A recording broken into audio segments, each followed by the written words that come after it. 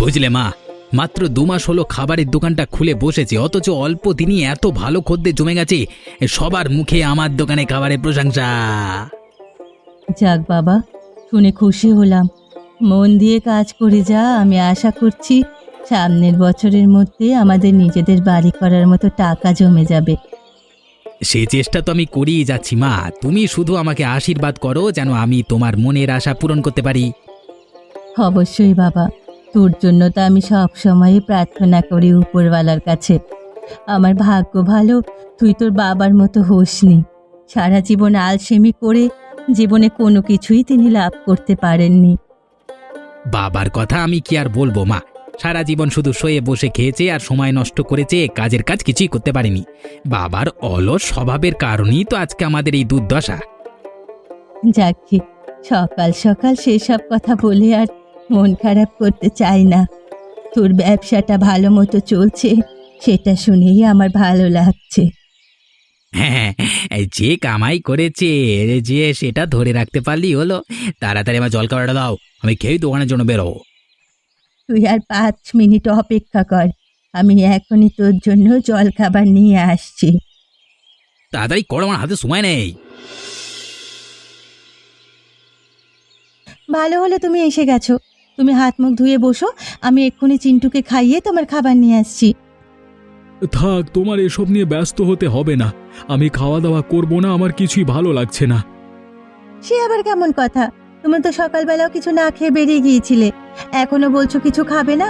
না খেয়ে কি শরীরের অবস্থা করেছে দেখেছো? মনে যখন অশান্তি থাকে তখন খাওয়া দাওয়া কোনো কিছুই ভালো লাগে না। তুমি চিন্টুকে খাইয়ে নিজেও খেয়ে নাও, আমি গিয়ে কিছুক্ষণ ঘুমিয়ে থাকি। আজ কদিন ধরে দেখছি নাও খাওয়া সব ভুলে তুমি কেমন মন মরা হয়ে থাকো। সারাদিন শুধু দুশ্চিন্তা করো। কি হয়েছে আমায় না বললে আমি কি করে বুঝবো বলো তো? সব কথা তোমায় বলি আমি কিভাবে? তুমি তো কোনো কিছু সমাধান করতে পারবে না, তাই না? তাই অযথা তোমায় আমি চিন্তায় ফেলতে চাই না। তোমার মনে যদি কোনো কারণে অশান্তি থাকে তাহলে সে বিষয়ে তুমি আমার সঙ্গে কথা বলো না, তাহলে দেখবে মনটাও হালকা হবে। এতদিন তো শুধু অভাব চলছিল, কিন্তু এখন মনে হয় না খেয়েই মরা লাগবে। এভাবে কেন বলছো গো? এতদিন বনে কাঠ কেটে কোনো মতে পেট চালিয়েছি, কিন্তু এখন গাছের দামও বেড়ে গেছে। এই দুঃসময়ে গাছের দাম বাড়িয়ে এমন অন্যায় করছে কেন? তুমি না হয় একবার দেবেন্দ্রবাবুর সঙ্গে কথা বলে দেখো। তিনি কিছু কাজে গ্রামের বাইরে গেছেন, কদিন পরে ফিরবেন। দেখি তার সঙ্গে কথা বলে যদি কোনো সমাধান করা যায়। কেমন আছেন কাকিমা? আমি তো ভালোই আছি। তুই আবার এই অসময়ে আমাদের বাড়িতে কি করছিস? একটা ছোট সাহায্যের জন্য এসেছিলাম কাকিমা। আমি জানতাম ঠিক এমন কিছু একটাই তুই আমাকে বলবি। কি সাহায্য চাই আবার তোর? বলছি কাকিমা, কিছু মনে করো না। আসলে তুমি তো জানো আমাদের সংসারের অবস্থা কেমন চলছে। ঘরের বাজারও ফুরিয়ে গেছে, কিন্তু আনন্দের দিন অবস্থা ওকে বলতে আমার সাহস হচ্ছে না। অল্প একটু ডাল হবে, রাতের জন্য রান্না করব। তোর সংসারে দুর্দশা চলছে সেটা তো আমার দেখার বিষয় নয়, তাই না? 2 দিন পর পর এসে এটা দাও ওটা দাও। এখন তো মনে হয় তো নিত্যদিনের স্বভাব হয়ে গেছে মানুষের বাড়ি বাড়ি গিয়ে হাত পাতা। এভাবে কেন বলছো কাকিমা? এত বছর ধরে আমরা এই গ্রামে একসাথে মিলেমিশে থাকি। সব বিপদে আপদে আমরা মিলেমিশে ছিলাম। এই জন্যই তো যে কোনো দুঃসময় তোমার কাছে ছুটে আসি। এত বছর আমি বোকা ছিলাম, যার জন্য তোদের সব কিছুতেই আমি সহজে রাজি হয়ে যেতাম। কিন্তু এখন থেকে এসব আর হবে না। তুমি তো আগে আমার সঙ্গে কখনো এমন আচরণ করনি কাকিমা। এত আবেগী কথা শোনার আমার সময় নেই। আজ তোকে শেষবারের মতো বলছি, আর কখনো আমার বাড়িতে এটা ওটা খুঁজতে আসবি না। বেশ, তোমার এই ব্যবহার আমি সারা জীবন মনে রাখবো। আর মনে রাখো, একদিন আমাদেরও ভালো সময় আসবে। আশায় বাজে চাষা। তোর ওই অপর মাসে গিয়ে বল ঠিকঠাক মতো কাজ করতে, তারপর বড় বড় স্বপ্ন দেখিস। যত সব।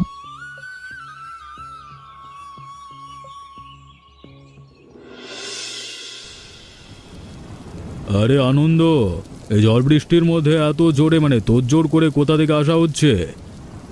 নদীর ওপারে জঙ্গলের ধারে গিয়েছিলাম কিছু গাছ দেখবার জন্য। ফেরবার পথে হঠাৎ শুরু হলো ঝড় বৃষ্টি।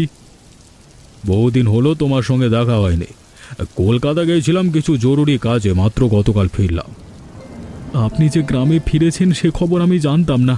যদি জানতাম তাহলে আপনার বাড়িতে যেতাম। ভালো করে এখনই আপনার সঙ্গে দেখা হয়ে গেল। কি হয়েছে? আমার সঙ্গে কোনো জরুরি দরকার নাকি? আসলে দেবেন্দ্রবাবু, আপনি তো আমার অবস্থা জানেন। নুন আনতে পান্তা ফোরানোর মতো অবস্থা।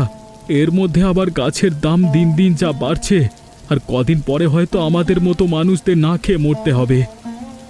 এ ব্যাপারে শুধু তুমি নয়, আরও অনেকজন আমার সঙ্গে কথা বলেছে। কিন্তু কি আর করব বলো, আমি তো আর একাই কাজ ব্যবসায়ী নই, আরও 10 জনের সঙ্গে মিলে আমার কাজ করতে হয়। কিন্তু তাদের সবার মধ্যে আপনি সবচেয়ে অভিজ্ঞ এবং বয়সেও বড়। আপনি যদি একদিন সবার সঙ্গে মিলে আলোচনায় বসেন তাহলে হয়তো আপনার কথা তারা মানবে। এতদিন ধরে কলকাতায় থাকবার কারণে আমি এই সুযোগই পাইনি সবার সঙ্গে কথা বলবার। কিন্তু এখন যেহেতু তোমরা একজন মিলে এতজন মিলে বলছো, তাহলে আমি একদিন সময় সুযোগ করে বৈঠকে বসবো। খুব ধন্যবাদ, খুব ধন্যবাদ বিষয়টিকে বিবেচনা করে নেওয়ার জন্য। আপনার উপর আমাদের আস্থা আছে। চিন্তা বাদ দিয়ে বৃষ্টি উপভোগ করো আর চা খাও। বাগির আমি দেখছি, বহুদিন পর বৃষ্টি হলো। এত রাতে এভাবে বাড়ির সামনে বসে আছো কেন? চিন্টু কোথায়? কিন্তু অনেক আগেই ঘুমিয়ে গেছে। ঘরে বাজার কিছু নেই, কিছুই রান্না করতে পারিনি। ছেলেটা আমার শুকনো মুড়ি আর জল খেয়ে ঘুমিয়েছে। সে কি, ঘরে যে বাজার নেই সে কথা তুমি আমাকে সকালবেলায় বললে কেন? তাহলে আমি কিছু একটা নিয়ে আসতাম। তোমার যা অবস্থা, আমার ইচ্ছে করেনি তোমাকে অযথা বাজারের কথা বলে চিন্তায় ফেলতে। ভেবেছিলাম আজ কোনো মতে সরলা কাকিমার বাড়ি থেকে কিছু একটা এনে রান্না করে ফেলবো। তাহলে সেটাই করতে। কাকিমা তো আমাদের নিজেরই মানুষ, তার বাড়িতে গিয়ে চাল ডাল কিছু একটা নিয়ে আসতে। গিয়েছিলাম কাকিমার কাছে একটু ডাল খুঁজতে, কিন্তু সামান্য একটু ডাল চাওয়ায় তিনি আমায় যেভাবে অপমান করলেন। এসব তুমি কি বলছো সারদা? কাকিমা তো আমার মায়ের মতো, সুখে দুঃখে সব পরিস্থিতিতে সব সময় তাকে আমি পাশে পেয়েছি। তিনি তোমাকে আপন করেছেন, এটা আমি কিছুতেই মানতে পারছি না। আমি নিজেও নিজের চোখে বিশ্বাস করতে পারিনি। হঠাৎ তার পরিবর্তিত রূপ আমায় খুব অবাক করেছে। কিন্তু তিনি তো সব সময় আমায় নিজের ছেলের মতো দেখতেন, আর তোমায় কত আদর করতেন। দুঃসময় সবাই এভাবে রং বদলায়। রাজু নতুন নতুন খাবারের দোকান দিয়ে বসেছে, শুনেছি টাকা করিও ভালো কামাই হচ্ছে। হয়তো টাকার মুখ দেখি এভাবে রূপ বদলে গেছে কাকিমার। হতেও পারে। যাকে অন্তত তাদের আসল চেহারা তো চিনতে পারলাম। মন খারাপ করে এখানে বসে না থেকে বাড়ির ভেতরে চলো সারদা, রাত হয়েছে।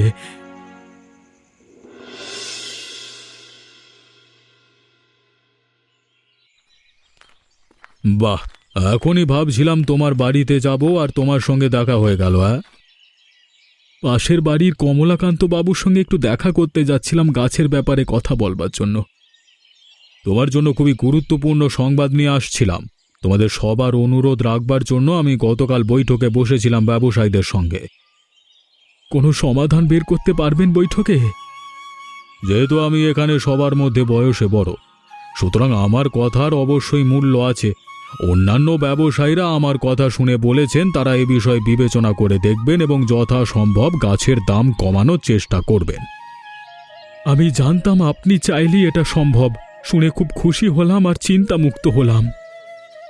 গাছের দাম তো কমে আসবে, কিন্তু বেচা বিক্রিরও তো একটা ব্যাপার স্যাপার আছে। সামান্য কাঠুরিয়ার কাজ করে আর কতদিন যাবে তোমার? আমি মূর্খ মানুষ, পড়াশোনাও ঠিকমতো করিনি। এ সামান্য কাঠুরিয়ার কাজ ছাড়া আমি আর কি করতে পারি বলুন বাবু? সবচেয়ে বুদ্ধিমানের কাজ হলো কোনো একটা ব্যবসা ধরে ফেলা। তোমাদের পাশের বাড়ি রাজু কি দেখো না, খাবারের দোকান দিয়ে অল্প দিনে কেমন নাম কামিয়ে ফেলেছে। কিন্তু ব্যবসা শুরু করবার জন্য অনেক টাকার প্রয়োজন, আর আমার কাছে তো টাকা নেই। টাকা নিয়ে কোনো চিন্তা করছো কেন? যদি কোনো ভালো ব্যবসার পরিকল্পনা থাকে তাহলে আমাকে জানিও। টাকা পয়সার ব্যাপারে সাহায্য করবার জন্য আমি তো আছি। আপনি যেহেতু বলছেন, তাহলে আমি এ ব্যাপারে একটু চিন্তা ভাবনা করে তারপর আপনাকে জানাবো। বেশ বেশ, এখন তাহলে আমি আমার বাড়িতে যাই, শরীরটাও ভালো লাগছে না।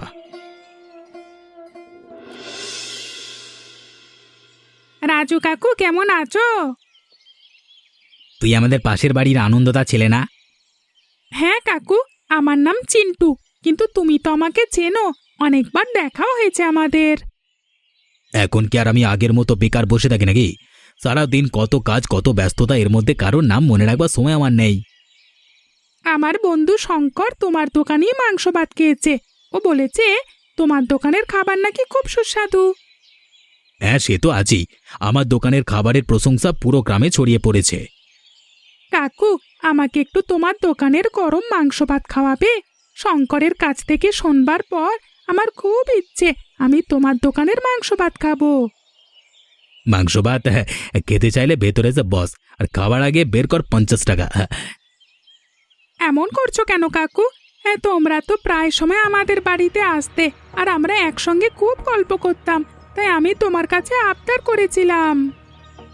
এটা কারো আবদারখানা নয় যে যখন ইচ্ছে এসে আবদার করবে আর আমি সেই আবদার পূরণ করব। আমি আর কখনো তোমার দোকানে আসবো না কাকু। তা তোমার বই গেল, যাই দে ভাগ, আর কখনো যেন আমার দোকানের সামনে না থাকে।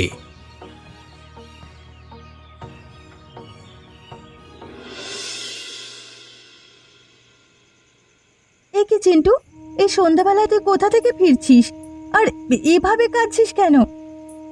বাবা, তুই অমন করে কাঁদছিস কেন? কেউ কি তোকে কিছু বলেছে? কান্না থামা আর আমাকে বল, তোর কি হয়েছে? কে তোকে কাঁদিয়েছে?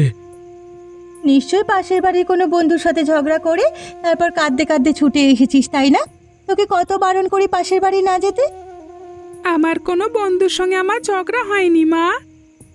যদি কারোর সঙ্গে ঝগড়া না হয়ে থাকে তাহলে তুই শুধু শুধু এভাবে কাঁদছিস কেন? নিশ্চয় কোনো কিছু হয়েছে, বল আমাকে সত্যি করে। পাশের বাড়ির রাজু কাকুর দোকানের পাশ দিয়ে আমি আসছিলাম, আর আমি বলছিলাম তার দোকানে মাংস ভাত খাওয়ার খুব ইচ্ছে আমার। এরপর কি রাজু তোকে কষ্ট দিয়ে কোনো কথা বলেছে? তিনি আমার উপর খুব চিৎকার করেছেন আর বলেছেন যদি মাংস ভাত খাওয়ার ইচ্ছে হয় তাহলে যেন বাপের থেকে গিয়ে টাকা নিয়ে আসি। এরপর তিনি আমাকে সেখানে দাঁড়িয়ে দিলা। দেখেছো তুমি, সেদিন রাজের মা আমায় অপমান করলো, কিন্তু আমি কিচ্ছু বলিনি, চুপ করেছিলাম। আজ আমার ছোট ছেলেটাকেও রাজু এভাবে তাড়িয়ে দিল। চিন্টু বাচ্চা মানুষ, হয়তো না বুঝে মাংস ভাত খাওয়ার কথা বলে ফেলেছে, তাই বলে রাজু ওকে এভাবে অপমান করে তাড়িয়ে দেবে, এটা আমি কিছুতেই মেনে নিতে পারবো না। এখন কি ওদের সাথে ঝগড়া করবে? ওদের অপমানের জবাব আমি মুখে দেব না, কাজে দেব, শুধু একটু সময়ের অপেক্ষা। কিন্তু কি এমন করবে তুমি?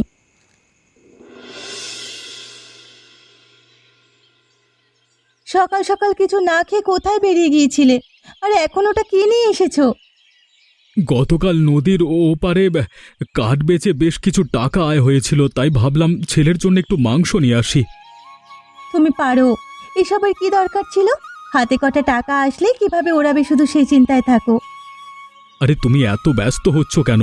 ছেলেটা আমার কত দিন ধরে একটু মাংস ভাত খেতে চাইছে, আমি বাবা হয়ে তার এটুকু আবদার পূরণ করতে পারবো না? কিন্তু মাংসের যে দাম, সে হয়তো পথে সবজি কেনা যেত, বেশ কয়েকদিন কেটে যেত আমাদের।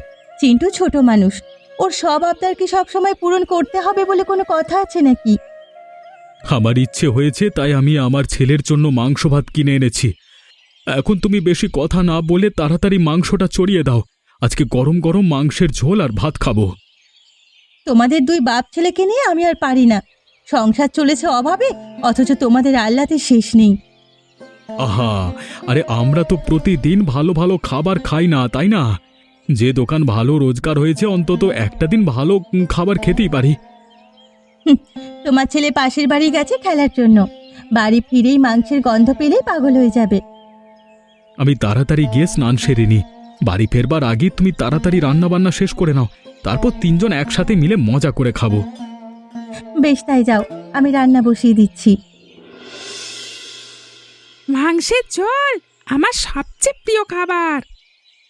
তোর প্রিয় খাবার বলেই তোর বাবা বাজারে গিয়ে আজ মাংস নিয়ে এসেছে, যাতে তুই আনন্দ করে মজা করে গরম মাংস দিয়ে ভাত খেতে পারিস। বাবা, তুমি আমার জন্য এনেছো মাংস? হ্যাঁ বাবা, আমি জানি বহুদিন ধরে তোর মাংস ভাত খেতে ইচ্ছে করছে, তাই আজকে ভাবলাম মাংসের ঝোল দিয়ে বাবার ছেলে মিলে জমিয়ে খাবো। মাংসের এই বড় টুকরোটা তুমি নাও, এত কষ্ট করে বাজারে গিয়ে মাংস এনেছো। না, একদম না। আমার ছেলে মাংসের ঝোল খেতে ভালোবাসে, তাই সবচেয়ে বড় টুকরোটা আমার ছেলেকেই দাও। ও ছেলে আমার পেট ভরে খাবে। মা, তোমার হাতের মাংস রান্নার জবাব নেই। আমাকে আরো মাংস দাও। খুব মজা হয়েছে আজকের মাংস রান্না। চিন্টু একদম ঠিক বলছে গিন্নি, খুব সুন্দর রান্না করেছো তুমি। দাও আমাকে আরেক টুকরো মাংস দাও, পেট ভরে খাবো। মা যদি মাংস ভাতের দোকান খুলে বসে তাহলে রাজু কাকুর দোকান আর চলবেই না। মায়ের হাতে রান্না জাদু আছে, লোকে তখন রাজু কাকুর দোকানের মাংস ভাত ছেড়ে মায়ের দোকানে আসবে। তোর বোকা ছেলে, সব সময় যে কি বলিস না, উল্টো পাল্টা কথা না বলে চুপচাপ খাবার খা। চিন্টু তো ভুল কিছু বলেনি গিন্নি, আমরাও যদি একটা খাবারের দোকান খুলে বসি। বাচ্চা মানুষ বললো আর তুমি সেটাই সায় দিচ্ছ। দোকান খুলবো বললেই তো আর হয় না, কত টাকা লাগে। টাকার চিন্তা করতে হবে না, সে বিষয়ে একজন আছে যে আমাদের সাহায্য করতে পারে। সেটা কে? আরে বাহ, দোকানটা তো খুব সুন্দর করে বানিয়েছো তোমরা, কিন্তু গ্রামের এই শেষ মাথায় কেন দোকান খুলে বসলাম আমি তো সেটাই বুঝলাম না। এখানে প্রত্যেক দিন শহরের যাতায়াতরত গাড়িগুলো পারাপার হয়, আর তাই যাত্রীরা খাওয়া দাওয়ার জন্য ভালো দোকান দেখলে এখানেই থামবে, এটা ভেবেই আমরা গ্রামের একদম শেষ মাথায় দোকান খুলেছি। আমি তো আগেই বলেছিলাম তোমার কাঠুরিয়া না হয়ে ব্যবসায় হওয়া উচিত। তোমার খুব বুদ্ধি, আনন্দ। কিন্তু আপনি যদি আমাদেরকে আর যেভাবে সাহায্য না করতেন তাহলে আমাদের এই স্বপ্ন কখনোই সত্য হতো না। আপনাকে অসংখ্য ধন্যবাদ। দয়া করে এসব বলে আমাকে ছোট করবে না। তোমাদেরকে অনেক খারাপ সময় পার করতে দেখেছি। তোমরা সব প্রতিকূলতা কাটিয়ে যদি জীবনে ভালো কিছু করতে পারো তাহলে আমারও ভালো লাগবে। মাত্র 2 দিন হলো দোকান খুলেছে, কিন্তু 2 দিনেই ভালো খদ্দের যাওয়া আসা শুরু হয়েছে। এভাবে যদি চলতে থাকে তাহলে খুব শীঘ্রই আপনার টাকাগুলো শোধ করে দিতে পারবো আমরা। টাকার হিসেব নিকেশ পরে হবে, আপাতত ব্যবসায় ভালোভাবে মনোযোগ দাও। প্রার্থনা করবেন আমাদের জন্য, যেন আমরা জীবনে উন্নতি করে উঠে দাঁড়াতে পারি। আপনার জন্য তো আমরা তেমন কিছু করতে পারিনি। আসুন আমাদের দোকানে একটু মাংস ভাত খান, দয়া করে না বলবেন না। আচ্ছা বেশ বেশ, চলো চলো তাহলে তোমাদের দোকানের মাংস ভাত খেয়ে দেখি। কি হলো রাজু, এখনো তো ভালোভাবে সন্ধ্যা হয়নি, তুই এত তাড়াতাড়ি বাড়ি ফিরে এলি কেন? সারাদিন মিলিয়ে যদি দোকানে ভালোভাবে খদ্দের না হয় তাহলে দোকানে বসে থেকে আর কি করব বলতে পারো? খদ্দের নেই মানে? কদিন আগেও তো তুই খদ্দেরের ভিড়ে নিঃশ্বাস নিতে পারতিস না, আর এখন বলছিস খদ্দের নেই। কত সুন্দরভাবে আমার ব্যবসাটা চলছিল, কিন্তু ওই আনন্দ আর তার স্ত্রী শারদা আমার সব পরিশ্রমে জল ঢেলে দিল। আনন্দ আর শারদা, ওরা আবার কি করেছে? গ্রামের শেষ মাথায় ওরা মাংস ভাতের দোকান খুলে বসেছে, আর যখন থেকে ওরা ব্যবসা শুরু করেছে আমার ব্যবসায় ভাটা পড়েছে। সব খদ্দের এমন মাংস ভাত খাওয়ার জন্য গ্রামের শেষ মাথায় মানে ওদের দোকানে যায়। ইচ্ছে করে করেছে ওরা এসব। তোর সফলতা দেখে হিংসে জ্বলে পুড়ে তারপর নিজেরা দোকান খুলে বসেছে তোর ক্ষতি করার জন্য। ওদের ব্যবসা বন্ধ করতে হবে মা। যদি ওদের দোকান বন্ধ করা না যায় তাহলে আমার ব্যবসা বন্ধ করে দিতে হবে। সব খদ্দের ওরা ওদের দিকে টেনে নিচ্ছে, এভাবে চলতে থাকলে সর্বনাশ হয়ে যাবে আমার। আমি থাকতে তোর এসব নিয়ে ভাবতে হবে না। গ্রামের শেষ মাথায় মাংস ভাতের দোকান খুলে ব্যবসা করা হচ্ছে, ওদের ব্যবসা কি করে বন্ধ করতে হয় সে ব্যবস্থা আমি করছি।